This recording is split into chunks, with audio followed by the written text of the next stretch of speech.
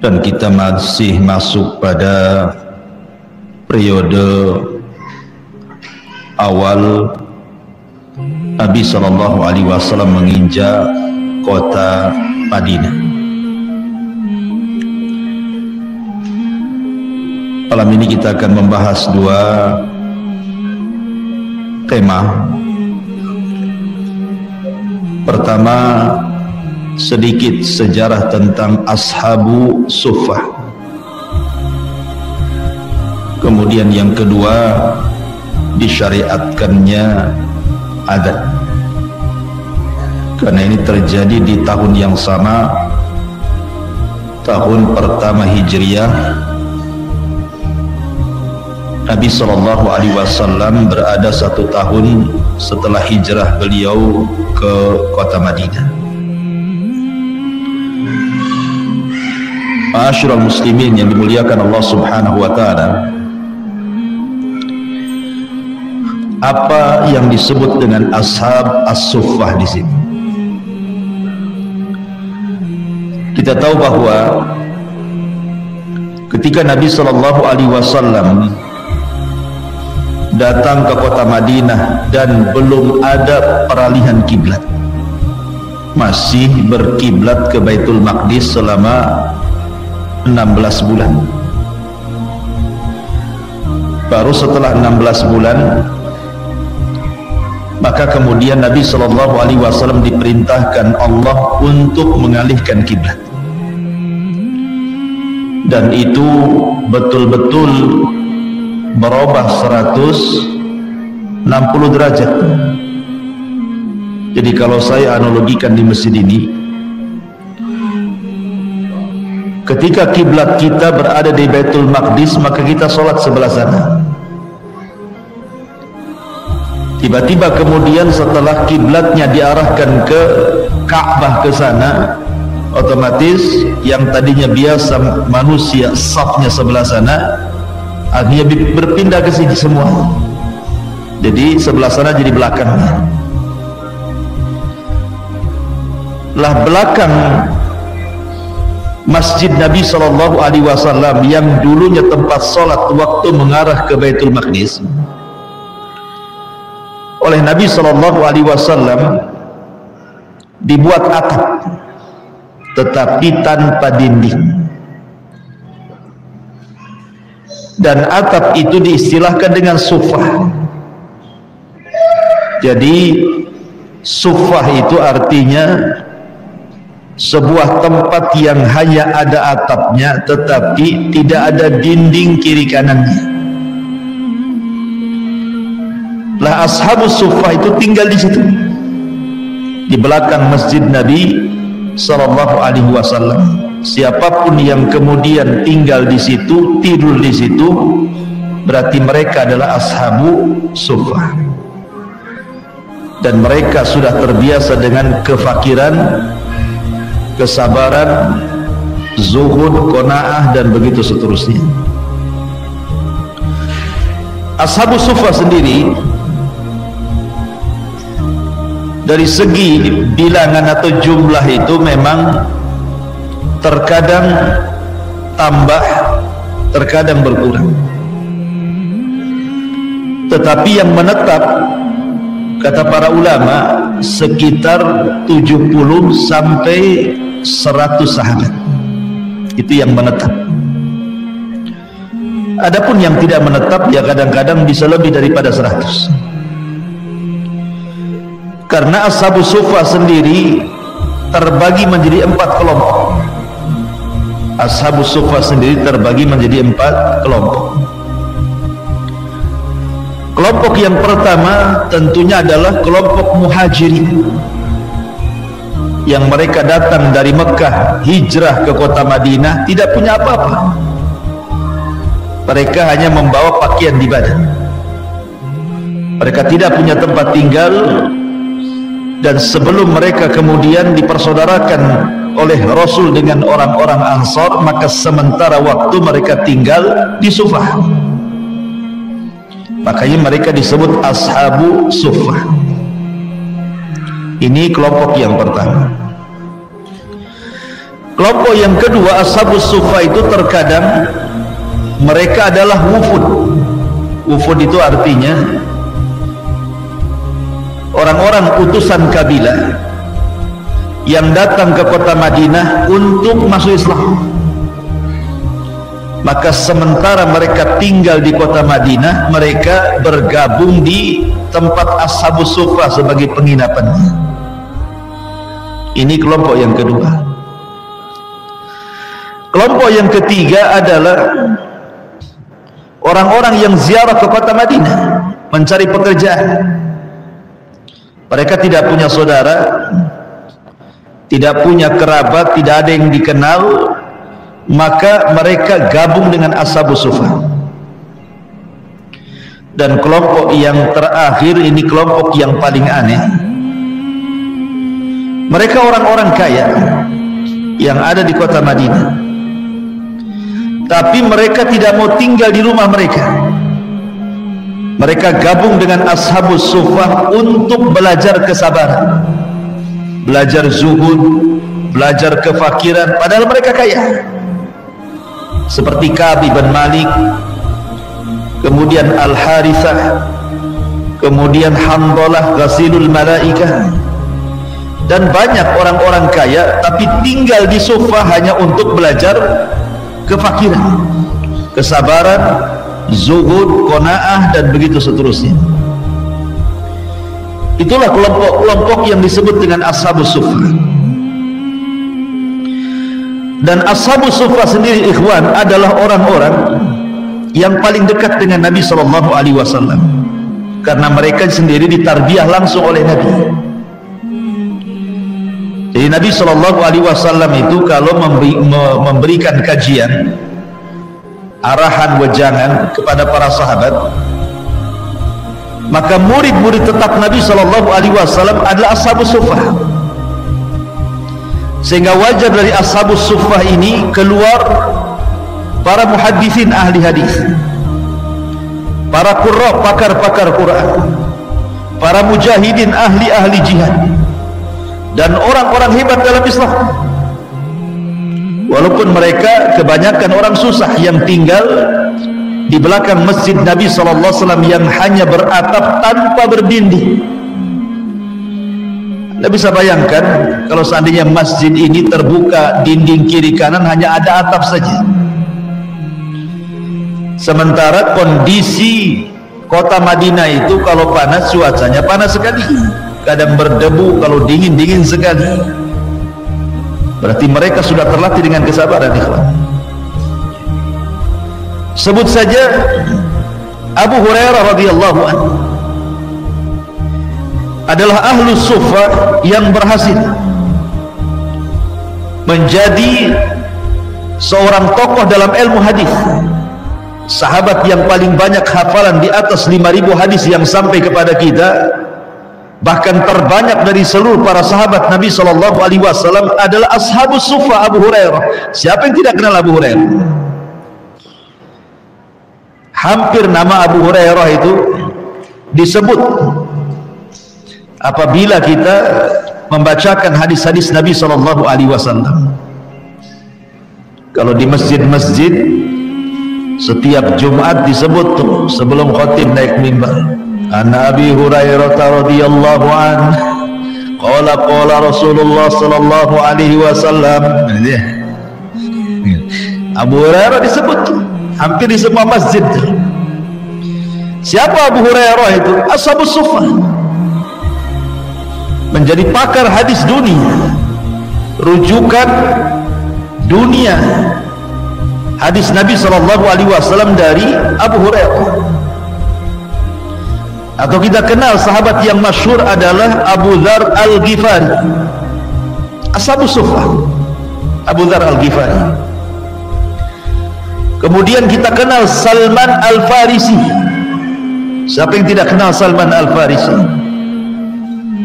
Orang yang berputar-putar dari negaranya sampai ke kota Madinah, bolak-balik masuk agama sampai terakhir memeluk Islam. Ashabus Suffah. Kemudian Handalah Ghasilul Malaikah, ketika dia sudah menggauli istrinya tidak sempat junub, kemudian dipanggil jihad, mati syahid dalam kondisi junub. Ketika meninggal, para malaikat turun sibuk untuk memandi besarkan ruhnya, maka disebut ghasilul malaika, melahirkan para mujahidin dan para syuhada. Kemudian ada namanya Hudzaifah ibn Yaman, pemegang rahasia Nabi SAW. Semua hadis-hadis fitnah dihafalnya, bahkan nama-nama orang munafik ada di tangannya yang tidak diketahui Abu Bakar, Umar, Utsman, Ali dan semua sahabat tidak tahu nama-namanya kecuali Hudzaifah ibn Yaman. Sampai-sampai Umar datang kepada Hudzaifah dan mengatakan, "Ya Hudzaifah, asammani Nabi sallallahu alaihi wasallam anni munafiq." Kata Umar, "Ya Hudzaifah, ada enggak Nabi menyebut-nyebutku bahwa aku termasuk munafik?"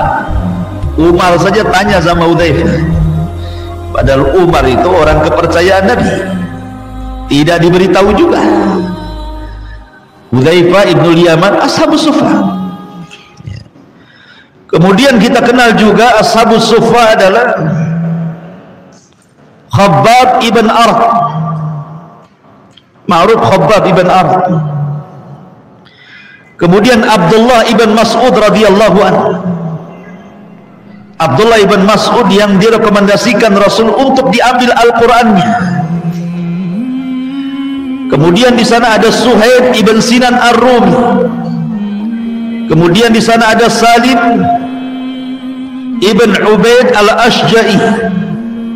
Kemudian Safwan ibn Bayda Al-Fahri. Kemudian Talha ibn Amr An-Nadhari. Kemudian Zaid ibn Khattab. Kemudian juga Ubaid ibn Yasad ibn An'abah, dan banyak lagi. Ada Ka'ab ibn Malik, Wasilah ibn Asqa, termasuk Irbad ibn Sariyah yang meriwayatkan hadis Nabi SAW tentang nasihat Rasul di Haji Wada.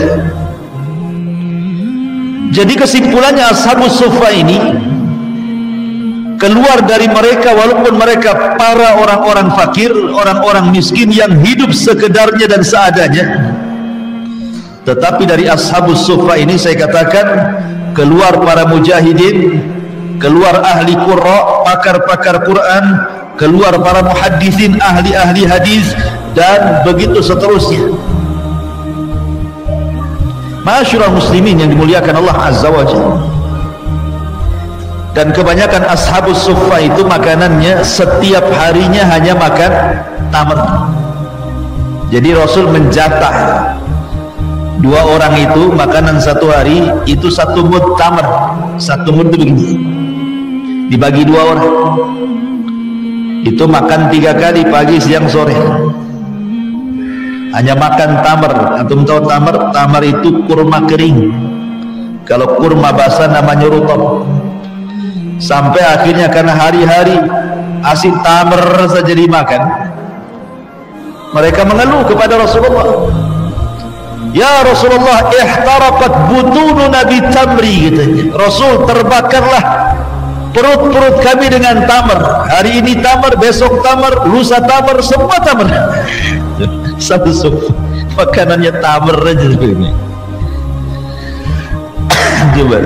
Sampai mereka mengatakan ihtaraqat butununa, sampai perut kami terbakar gitu, gara-gara tamar setiap hari dimakan. Tapi Nabi SAW yusabbiruhum, hanya bisa menasihati yang sabar, yang sabar. Terkadang Nabi SAW memberikan makanan kemudian meminta uzur. Kata Rasulullah, "Inilah makanan yang saya makan dan yang kalian makan. Apa yang saya makan itulah yang kalian makan." Dan keluarga Rasul tidak pernah kenyang sejak hijrah kota Madinah sampai wafat. Ya. Jadi memang luar biasa ashabus suffah ini. Sampai ada cerita Abu Hurairah radhiyallahu anhu 3 hari nggak makan, hampir pingsan Abu Hurairah, sampai diganjel batu di perutnya. Kalau orang dulu Untuk menahan lapar itu caranya meletakkan batu di perut kemudian diikat supaya terdorong ke dalam, jadi ngurangi rasa lapar. Kalau nggak percaya, buatlah kayak gitu antum kalau lapar. Jadi Abu Hurairah ini, ingat, ashabus suffah walaupun fuqara, mereka masakin gitu ya, tapi mereka anti minta-minta. Mereka tidak pernah meminta-minta. Mereka lebih baik tahan di atas lapar dibandingkan minta-minta. Tetapi Abu Hurairah karena sudah 3 hari gak makan, ikhwan, antum saja 1 hari tak makan sudah bergetar, udah merinding kan itu ya, udah mau pingsan aja jalan. Ini 3 hari tak makan. Jadi Abu Hurairah radhiyallahu anhu itu karena dia tidak pernah meminta-minta, tapi dia juga harus kan masalahnya kalau tidak bisa mati. Jadi dia berpura-puralah selesai sholat dia keluar masjid duluan, kemudian berdiri di pintu masjid. Apabila datang Abu Bakar Siddiq keluar dari masjid, Abu Hurairah pura-pura tanya soal ayat, apa tafsirnya, apa maknanya, padahal Abu Hurairah sudah tahu tuh ayat itu makna dan tafsirnya, tapi pura-pura tanya saja. Mudah-mudahan Abu Bakar melihat kondisi dia sedang lapar, paham, diajak makanlah di rumahnya, gitu maksudnya. Ketika ketemu Abu Bakar, Abu Hurairah bertanya soal ayat, dijawab sama Abu Bakar. Abu Bakar langsung pergi, gak paham dia. Habis itu datang Umar, ditanya lagi maksudnya, biar Umar ngajak dia makan ke rumahnya. Umar pun tak paham, langsung pergi, kecuali Rasulullah. Rasulullah Shallallahu Alaihi Wasallam paham dengan kondisi Abu Hurairah. Ketika Rasul melihat kondisi Abu Hurairah sudah lunglai, kata Nabi Shallallahu Alaihi Wasallam, "Yo Abu Hurairah, kita ke rumah." Diajaklah Rasul Abu Hurairah oleh Rasul ke rumah. Sesampainya di rumah, Nabi SAW bertanya kepada Ummul Mukminin Aisyah radhiyallahu anha, hal indaki ta'amun? Apakah ada makanan yang bisa dimakan? Maka Ummul Mukminin Aisyah radhiyallahu anha kata, kebetulan baru saja ada yang menghadiahkan laban, air susu, 1 bejana, mungkin 1 mangkok gitu ya. Ada orang yang baru datang ngasih hadiah. Abu Hurairah sudah kepikiran tuh, wah, hari ini bisa minum susu segar dan cukup untuk dia dan Nabi. Tetapi tiba-tiba kemudian Abu Hurairah dikejutkan dengan kata-kata Rasul, ya Abu Hurairah, panggil semua ashabus suffah kemari. Bayangkan 1 mangkok susu, 1 mangkok hanya untuk berdua saja. Kata Nabi SAW, panggil ashabus suffah kemari. Ashabus suffah itu saya katakan jumlahnya sekitar 70-100 orang. Air susunya 1 mangkok. Anda bisa bayangkan kan? Gimana stresnya Abu Hurairah? Dia yang lapar, dia pula suruh manggil kawannya juga kan? Ya karena Rasul yang merintahkan, panggillah semua kawan-kawannya. 100 orang kumpul di rumah Nabi, hanya untuk susu 1 bejana. Subhanallah, terjadi mukjizat di sini. Ketika Nabi SAW menyuruh untuk meminum, subhanallah, di mangkok itu air susu dah habis-habis, sampai semua ashabus suffah kekenyangan itu, kenyang, pulang satu-satu kekenyangan. Terakhir Abu Hurairah dengan Nabi SAW. Bayangkan Abu Hurairah yang diajak, dia pula yang terakhir suruh minum. Bagaimana nahan laparnya? Tinggal orang minum, dia nengok ini. Kata Nabi SAW, ishrab ya Abahir, minum wahai Abu Hurairah, diminum. Kata Rasul, ishrab ya Abahir, minum lagi, diminum lagi. Ishrab ya Abahir, minum lagi, sampai kata Abu Hurairah, sudah tidak ada tempat di perutku Rasul, sudah tidak ada tempat lagi di perutku. Baru terakhir Rasul meminumnya. Begitulah kondisi ashabus suffah, memprihatinkan. Tetapi sekali lagi, kefakiran dan kemiskinan ashabus suffah tidak menjadikan mereka terhalang menjadi orang-orang hebat. Ya wajar, karena yang mentarbiah mereka secara langsung adalah Nabi sallallahu alaihi wasallam. Ashabus suffah terkenal mereka orang-orang yang shaimun ahli puasa, qaimun ahli qiyamul lail, bukaun ahli menangis, dan begitu seterusnya. Itu ashabus suffah, kisah ashabus suffah. Kemudian kita masuk pada pembahasan kedua tentang sejarah azan. Semua terjadi di tahun pertama Hijriah, pasca hijrahnya Rasul dari Mekah ke Madinah. Ma'asyiral muslimin yang dimuliakan Allah Azza wa Jalla, ketika disyariatkan salat kepada para sahabat, maka ketika itu belum ada azan, belum ada alamat tanda bagaimana caranya memanggil orang untuk salat. Maka sebagian para sahabat mereka mengira-ngira waktu. Sudah masuk zuhur ini, zuhur. Sudah masuk asar gitu. Ngira-ngira waktu. Karena tidak ada panggilan azan masalahnya. Lah ketika itu kemudian para sahabat berkumpul, berdiskusi gimana caranya ngundang orang datang ke masjid. Sebagian sahabat mengatakan, gimana kalau kita tiru saja orang Nasrani gitu. Kita pukul saja lonceng, biar kalau dengar suara lonceng orang datang ke masjid. Yang lain mengatakan, janganlah kita tiru orang Yahudi saja pakai trompet katanya. Kita tiup saja trompet, kalau ada suara trompet, itu datang waktu sholat. Sebagian sahabat mengatakan, jangan kita tiru seperti orang Majusi, kita letakkan saja api di atas bukit. Kalau udah ada api di atas bukit berarti datang waktu sholat. Dan macam-macam ide-ide para sahabat. Kemudian setelah mereka banyak ide, disampaikanlah ide ini kepada Rasulullah, tapi semua ditolak oleh Rasul. Tidak ada yang diterima ide-idenya. Sampai suatu malam Abdullah ibn Zaid al-Ansari radhiyallahu an bermimpi. Abdullah ibn Zaid al-Ansari ini bermimpi.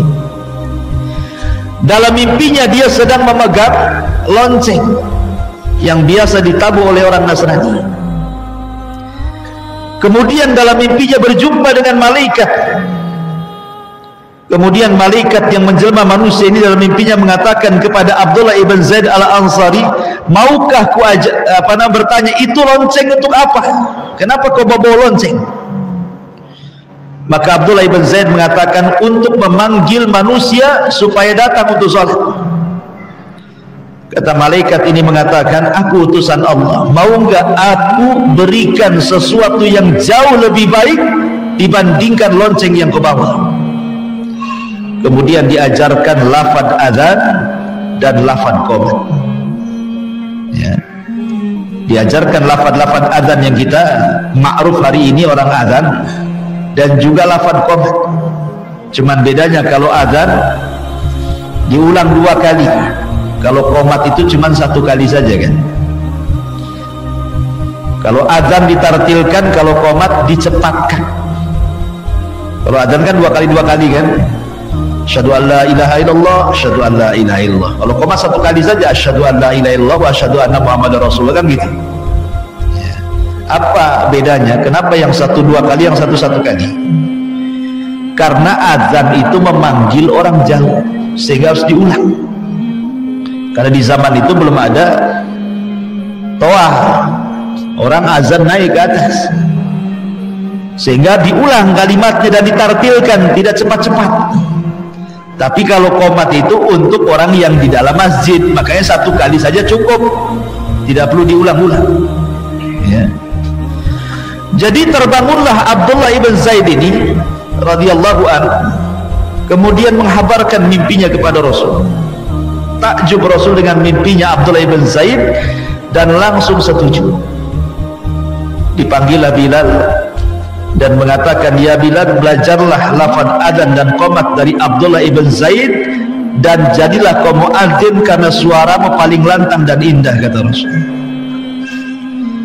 Maka Bilal pun belajar lafaz-lafaz azan dan qomat dari Abdullah ibn Zaid al-Ansari. Ketika Bilal azan, Umar dengar, Umar bin Khattab dengar, langsung dia bergegas keluar dari rumahnya, mendatangi Nabi SAW dan mengatakan, ya Rasulullah, sungguh lafaz azan yang dikumandangkan Bilal persis seperti yang aku mimpikan.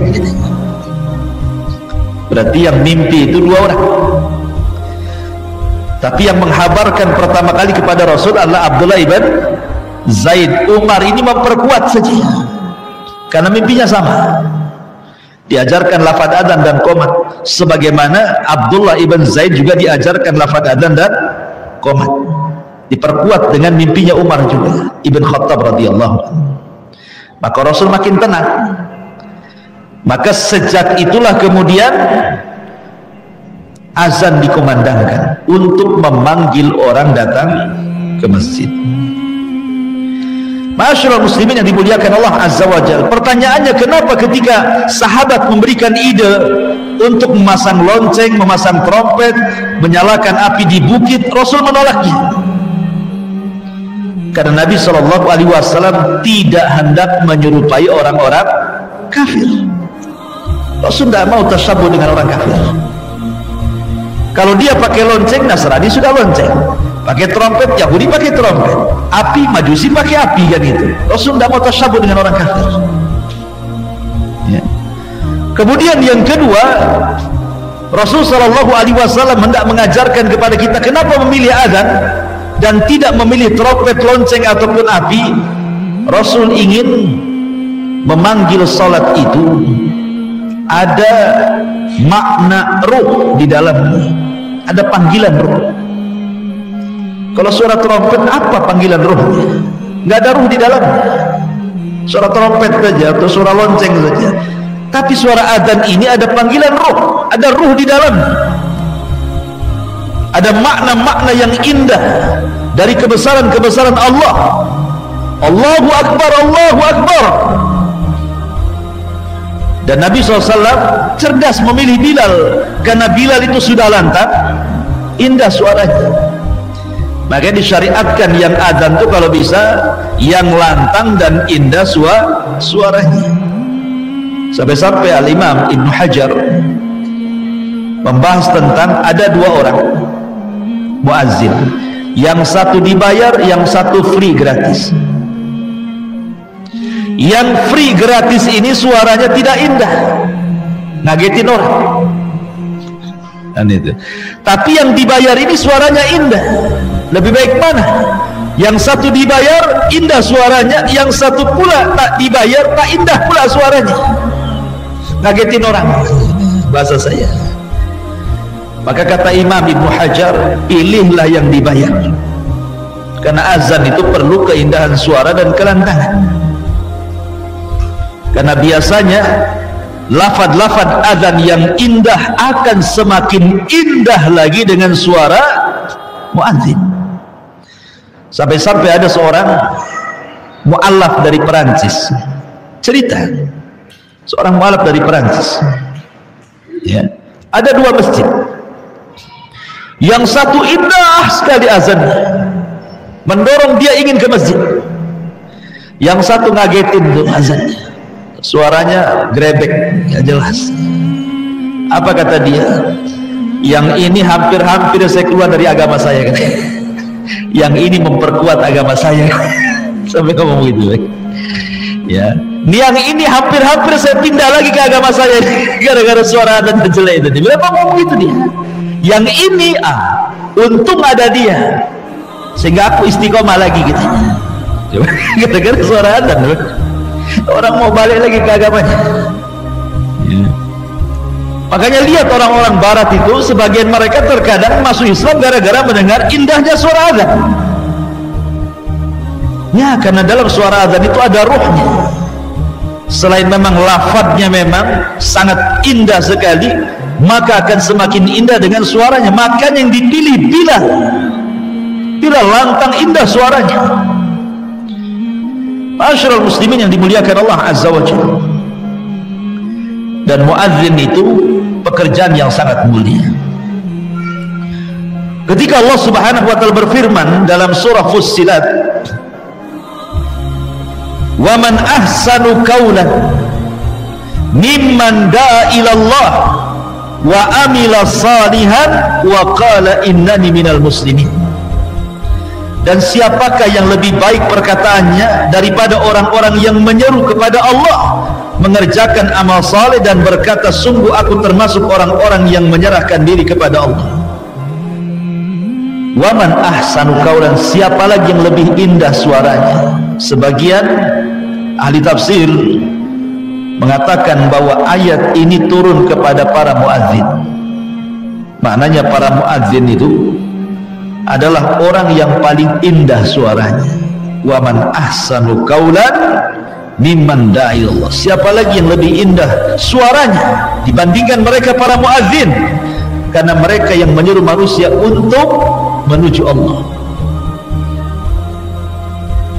Sekarang timbul pertanyaan, boleh enggak azan itu sebenarnya panggilan supaya orang datang sholat gitu ya?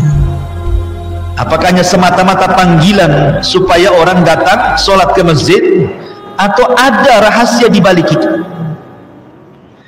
Kalau memang semata-mata panggilan, berarti kita boleh menggunakan kaset, tidak perlu pakai orang, kan intinya manggil orang, kan sama saja lafadznya, sama saja. Bahkan kalau kaset itu kita bisa memilih suara-suara yang bagus gitu ya. Kalau dalam qiraah itu mungkin bisa pakai suara Syekh Surem gitu ya, jangan saya serem gitu. Jadi kalau muadzin itu kita cari yang bagus gitu ya, langsung aja kita setel ya, pakai YouTube, langsung naiknya depan YouTube ya, mungkin terperanjat semua, indah sekali suaranya. Rupanya tengok ke masjid, mana orangnya? Tak ada pun, orangnya di toilet yang azan handphonenya. Apakah semata-mata memanggil sholat? Kalau manggil sholat kan pakai kaset bisa aja kan begitu, kalau itu tujuannya. Rupanya para ulama membahas bahwa tidak boleh azan itu menggunakan kaset. Apa alasannya? Satu, syarat muadzin itu ada 3. Satu, dia seorang muslim. 2, dia zakar seorang laki-laki, dan dia akil, tidak mesti balik, dia akil berakal. Walaupun belum balik nggak apa-apa, yang penting sudah berakal. Muslim, berakal, dan dia apa namanya, laki-laki, tidak boleh perempuan. Apakah 3 sifat ini ada pada kaset? Nggak ada ya. Kita katakan kaset muslim, kaset berakal, kaset laki-laki, tidak bisa. 3 sifat ini tidak mungkin lengket ke kaset. Ini satu. Yang kedua, azan itu ibadah badan, bukan ibadah kaset, bukan ibadah suara, dia ibadah badan, sehingga harus ada badannya yang azan itu ya. Kemudian yang ketiga, kalau memang azan itu boleh dengan kaset, maka ini akan membuka tala'ub fiddin, main-main dalam agama ya. Kalau azan boleh pakai kaset, nanti khutbah Jumat pakai YouTube juga. Ini khotibnya belum ada, belum datang, nggak apa-apa, banyak itu YouTube-nya Abu Mairah, setel aja. Nanti boleh kemana-mana, membuka tala'ub namanya, main-main dalam agama kan. Wong azan aja boleh, kenapa khutbah nggak boleh? Jadi gitu nantinya kemana-mana. Makanya nggak bisa pakai kaset, nanti terbuka semua main-main dalam agama ini ya. Kemudian yang keempat, azan itu ada adabnya, ada adabnya orang azan itu. Salah satunya menengok ke arah kiri dan kanan ketika hayya ala sholat kan itu ya. Hayya ala sholat kan nengok ke sana, nengok juga ke sini, ada adab. Kalau kaset mana tengok-tengok, masuk aja di situ. Jadi dengan 4 perkara ini ulama mengatakan tidak boleh azan dengan kaset, harus orang yang azan itu. Ma'asyiral muslimin yang dimuliakan Allah Azza wa Jalla, subhanallah, saya akan bacakan sedikit tentang beberapa riwayat keutamaan seorang muadzin. Pertama, hadis Bara ibn Azib radhiyallahu anhu, anna Nabiy sallallahu alaihi wasallam qala, Inna Allah wa malaikatahu yusalluna ala as-saffil muqaddam wal muadzin yughfar lahu mada sautihi wa yusaddiquhu man sami'ahu min ratbin wa yabisin wa lahu mithlu ajrin man sallama. Kata Bara bin Azib radhiyallahu anhu, Nabi SAW bersabda, sesungguhnya Allah dan para malaikatnya akan bersolawat kepada orang-orang yang berada di saf terdepan dalam solat, dan para muadzin, perhatikan, dan para muadzin akan diampuni dosanya sepanjang suaranya, dan dia akan dibenarkan oleh segala sesuatu yang mendengarkannya, baik benda itu basah, benda itu kering, dan dia akan mendapatkan pahala sebanyak orang yang diajaknya. Kalau dia sholat Jumat, dia muadzin nih, ada berapa saf di situ kan? Ada 3 saf, anggaplah 100 orang, dia dapat pahala 100 orang yang sholat di situ. Enak. Ya, besok rebutan mic-nya. Gitu. Ya. Tapi tahu diri, yang suaranya grebek janganlah. Ya, yang suara yang bagus-bagus saja lah yang muadzin itu. Nanti orang kapok sholat Jumat di sini. Ya. Ma'asyiral muslimin yang dimuliakan Allah, tapi lihat bagaimana diampuni dosanya sejauh suaranya. Bayangkan, sampai di mana suaranya? Dia akan diampuni sejauh itulah suaranya, dosa-dosanya diampuni. Kemudian juga hadis yang kedua dari Abi Hurairah radhiyallahu anhu, dari Nabi sallallahu alaihi wasallam, "Lau ya'lamun nasu ma fin nida'i was-saffil awwal, thumma lam yajidu illa an yastahimu alaihi lastaham. Walau ya'lamuna ma fi at-tahjiri lastabaku ilaih, walau ya'lamuna ma fil atamati was-subhi la atauhum walau habwan." Kata Nabi SAW, seandainya manusia mengetahui pahala yang akan didapat pada panggilan azan dan saf pertama, kemudian mereka tidak bisa mendapatkannya kecuali dengan undian, maka mereka siap diundi. Mungkin bahasa bebasnya, kalau ada muadzin sudah megang mic, kita datang, saya kasih 100.000, saya azan, mau nggak? Nah, gitu maksudnya. Kalau muadzin tahu pahalanya, oh nggak mau, 100 juta pun nggak mau. Cuman karena tidak tahu pahala, 2.000 pun mau. Ah, sini karena tidak paham pahalanya. Sudah azan, apa salah? Iya, sudah azan, pas pula pembahasan azan, terlagi mau azan. Baik, ini saja yang bisa sampaikan. Mudah-mudahan ada manfaatnya. Subhanakallahumma bihamdika, asyhadu an la ilaha illa anta, astaghfiruka wa atubu ilaik. Allahu ta'ala. Assalamualaikum warahmatullahi wabarakatuh.